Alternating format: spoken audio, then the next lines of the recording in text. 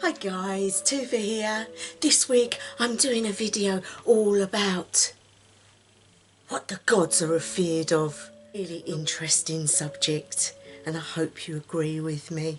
The one thing that they watch us go through in our lives and stop at no ends to stop it happening to them. Firstly, this is going to be about two goddesses and why they are so important. Now, the first one is talking about the goddess of old age, and her name is Elli or Elli. Not very well known about, because it is something the gods don't particularly want people to know about, for they are very, very youthful and strong, and of course, like everything on this sphere or in the universe, they, without interference, would also grow old and die. And this is the secret of the great gods, that they have magic at their fingertips and things that they can do to stop this happening to them. So Elli, I'm going to call her Elli, some might call her Elli. She is the goddess of old age and a giantess. So much so, she stays hidden most of the time. In the Seidr book, Gylfaginning, it says that Elli is the personification of old age and lives in a big castle. So as I was saying, in the book it talks about how Thor is defeated by her, and that is scary, especially to someone like Thor, who thinks he is the strongest. Now, her story is mainly about how age can defy anything. That age happens to all, and as it does, so does strength go and health dwindle. But also you have to realise that things can be good as well. One of the things it says that she is the personification of is the wisdom and the strength that you gain through age and also being a woman. But obviously she was a giantess. She challenges Thor to a wrestling match, but it also turned out to be a bit of a trick, because one of the personas of Loki was involved in it, and though she had Thor down on his one knee, Loki was behind it. The reason behind this, I think Loki wanted Thor to realise that even though she was old, she actually had a lot to give still. She wasn't unfit, unforgetful and out of touch with life. She had a lot to give in her wisdom and what she had learnt through her life. So we can see that this was the one thing that the gods were absolutely petrified of. They did not want to get old and wither and not be seen by others, because obviously, like today, when you look at an elderly person, you see how they look first, not what's within them, not that strength. You just see that they're on their way to death, that they have had their lives, and that's the end of it.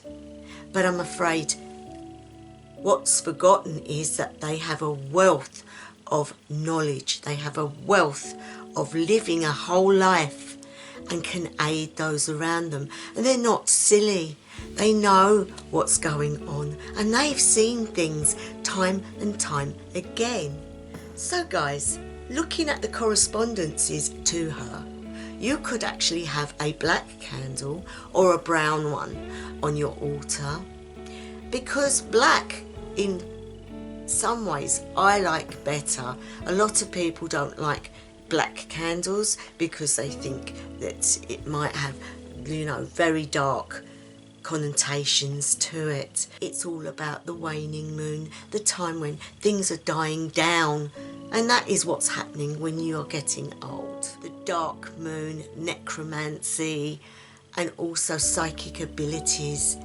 You have an abundance of understanding of what you've learnt through your lives. Black is really the candle, or the black in colour is really about neutrality. So it's not a bad thing to use. A bit like white candles, they also are neutral and you can use them for most things. So you don't just use black candles for death and stuff like that. You can actually use it for elderly situations, stopping the negative, blocking things. Using it the right way can be very positive. So again, the stone would be obsidian, or could use amethyst because of the psychic part of it. Also, the colour purple and lilac is very significant for this time of life. The wise crone, the one that's lived and knows how to do things, would have been put on a pedestal in the villages. But of course, not these days. Things have changed. And I think it's very sad that old age is classed as the end.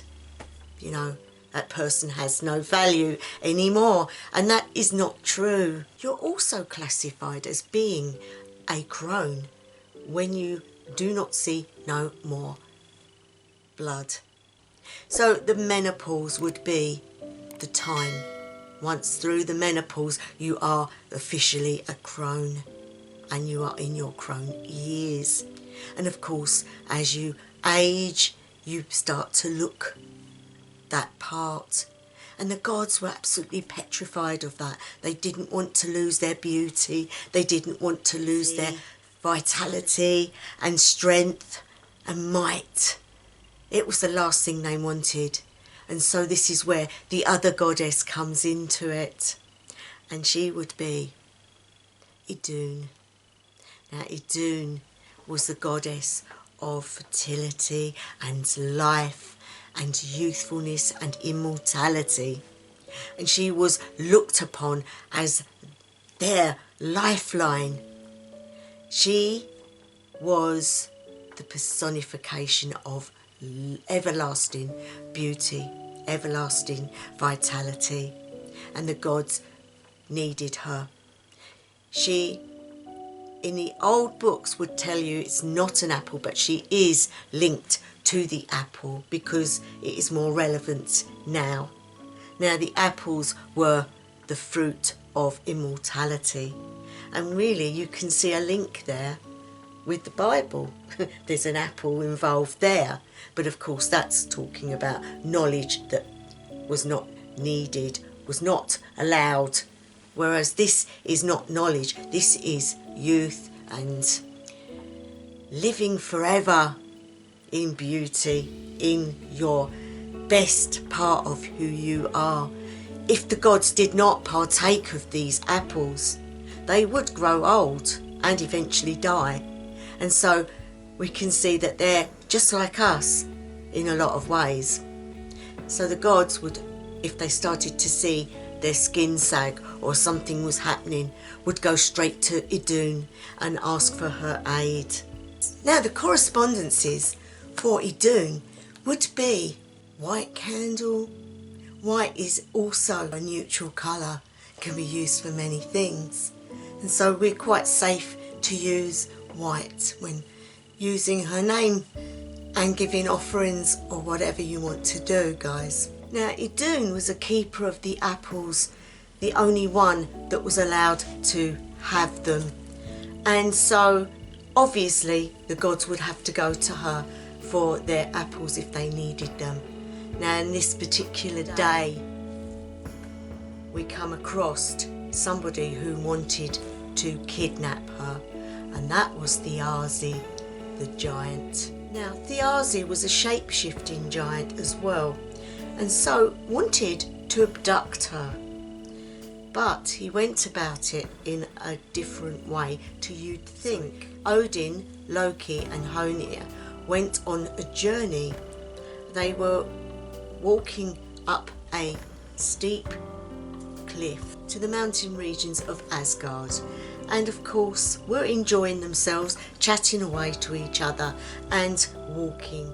They were hungry and so came across a herd of oxen which they did slaughter because they wanted to cook them and eat them, which was okay, except every time they tried to cook them, an eagle that could talk used magic to stop it happening.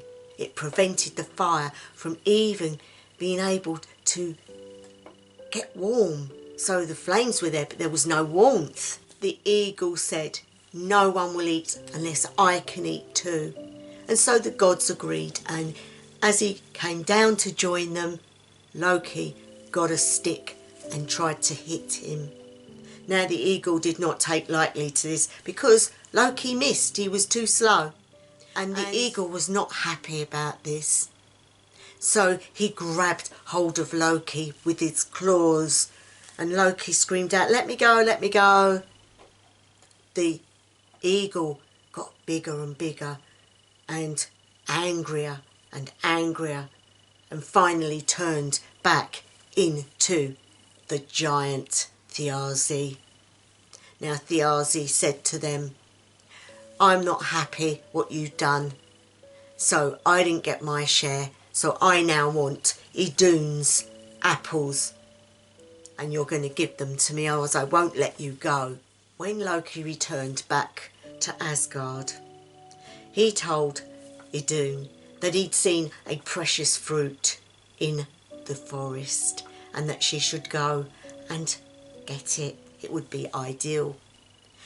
The thing was, Loki was cheating her, and because of this she didn't know and went into the forest alone, and instead of seeing these precious fruits, there was the eagle, Thiazi, the giant, obviously shape-shifted, and he grabbed hold of her and he took her back to his castle.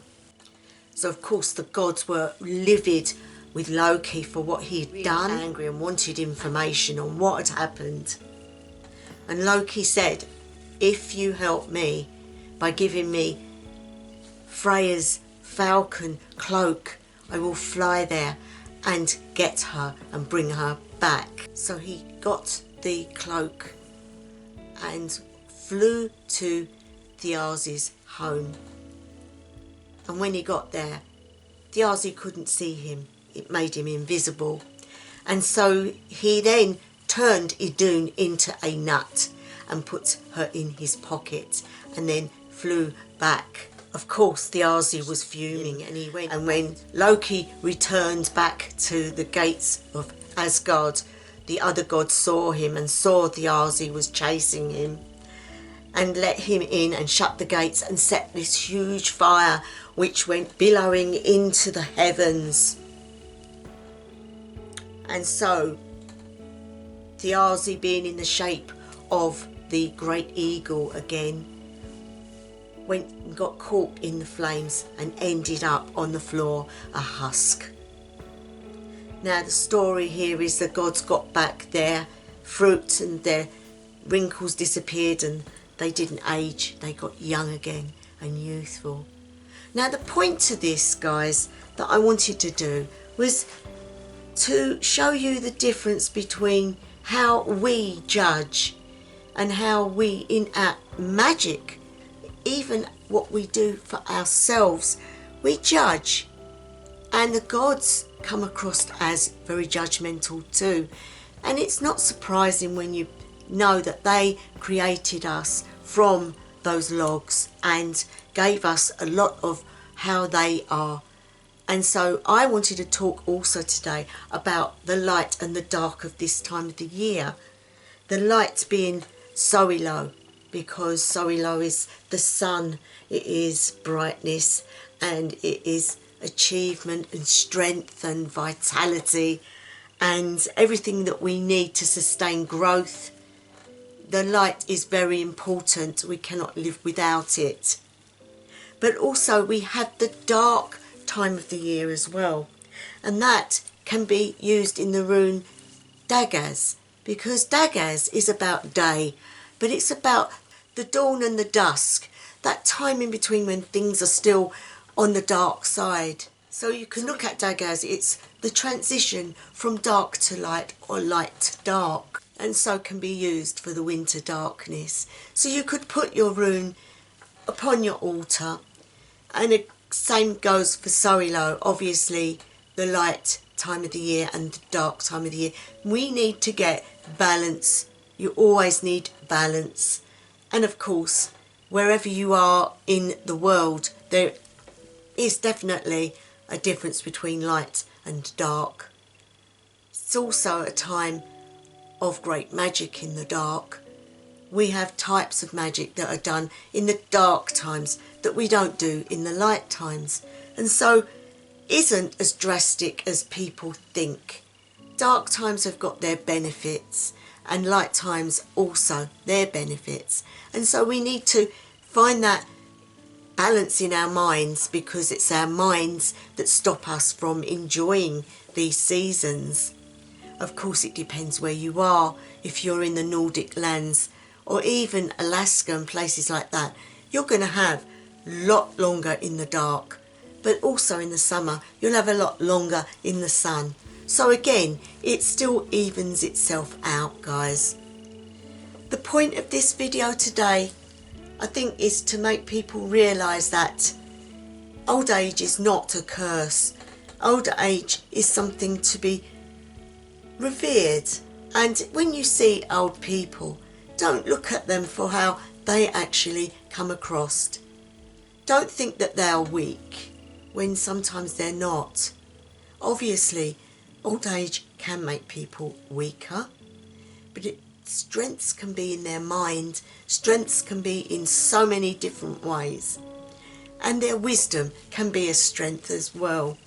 So next time you see an elderly person, take another look. See them as a person, not what they are in their age. Don't be afeared of becoming old, because it is a part of our lives that we all have to go through. If you've got any questions, leave them below. I don't quite know whether this will be of help to you, but I want to do all the different gods and goddesses while I can, and all the things that I have planned are all going around in my head at the moment. But I want to thank new subscribers, and also, guys, I've made it to 700, and I really want to thank all of you who have subscribed, who have supported this channel, and I am really happy that people are getting the information they want and the learning, because that's all I intend for this channel, is to aid others. So thank you so much. Anyway, I'm going to leave it there. This has been a different type of video. I wanted to do something different, and I hope you enjoyed it. And so wherever you are, whatever time of day, night or evening it may be, I wish you the best ever. House of Elli.